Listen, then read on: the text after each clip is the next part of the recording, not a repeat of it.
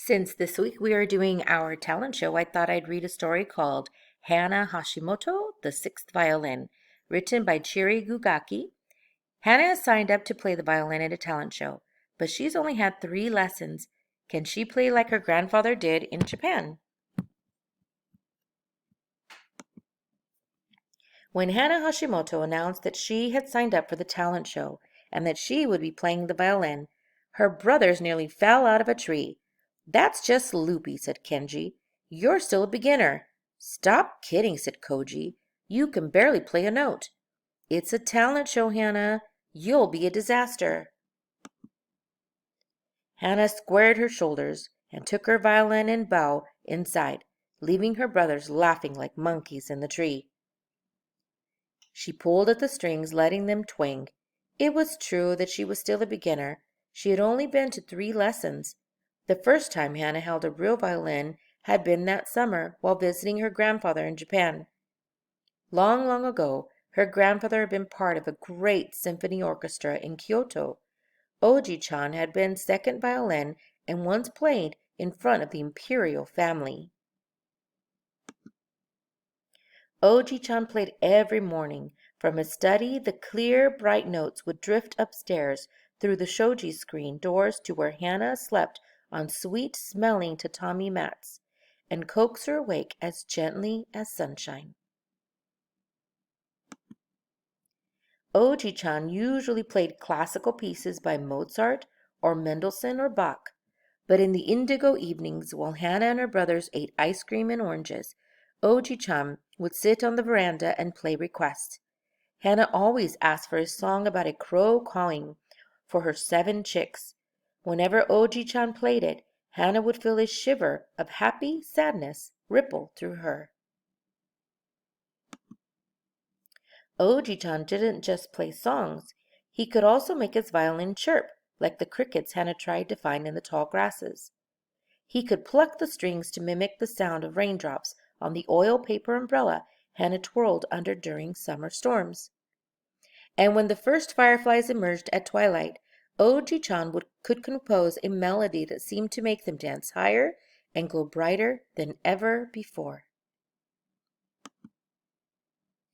At the end of each day, as Hana lay with her head resting on a cool buckwheat pillow, Oji-chan would play a lullaby so soothing that sleep would fall over her like a blanket.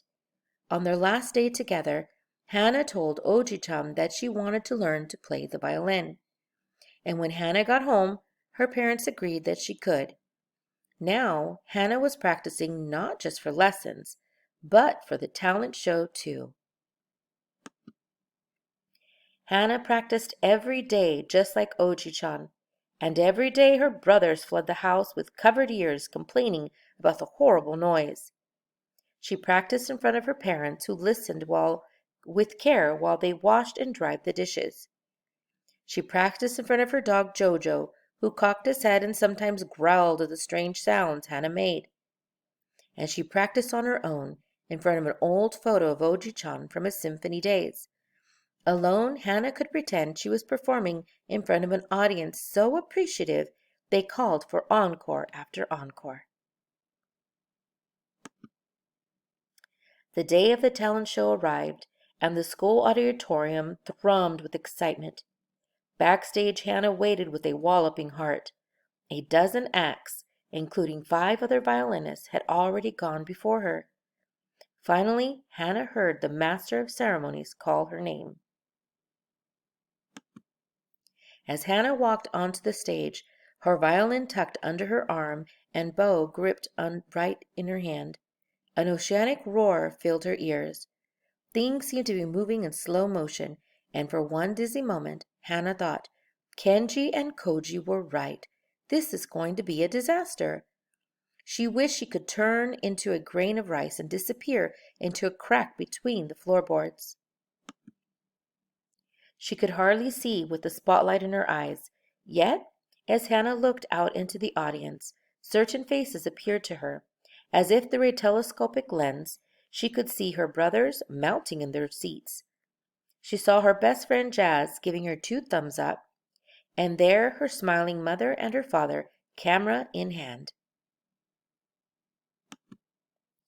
Hana held a breath, then ballooned her cheeks before letting it out. With a whoosh, the roaring in her ears receded. Then, as everyone seemed to disappear beyond the light shining down on her like a moonbeam, she remembered. Gambaru no yo, Hana-chan. Do your best, her grandfather had told her. Oji-chan would be cheering for her. Hana swallowed her nerves like medicine and leaned toward the microphone. She would just do her best. This is the sound of a mother crow calling her chicks, she said. She placed the violin under her chin, held her bow in position, and played 3 raw, squawky notes. This is the sound of my neighbor's cat at night. She dragged the bow across the strings, and the violin yowled in loud protest. This is the sound of a rain on a paper umbrella. Hana plucked the strings for a soothing plump, plump, plump. As Hana continued to play all the special sounds she had practiced, the air around her came alive with buzzing bees, and lowing cows, and squeaking mice, and croaking frogs.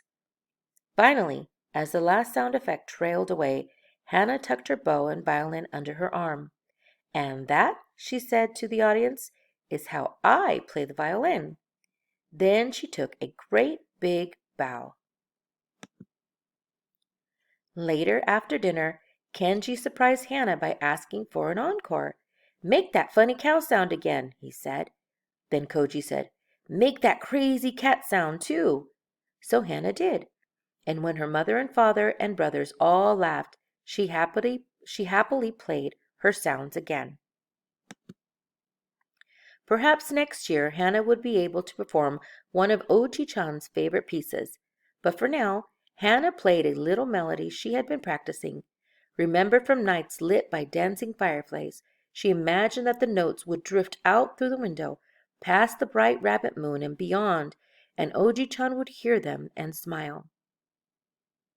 Thank you for listening. Have a great day.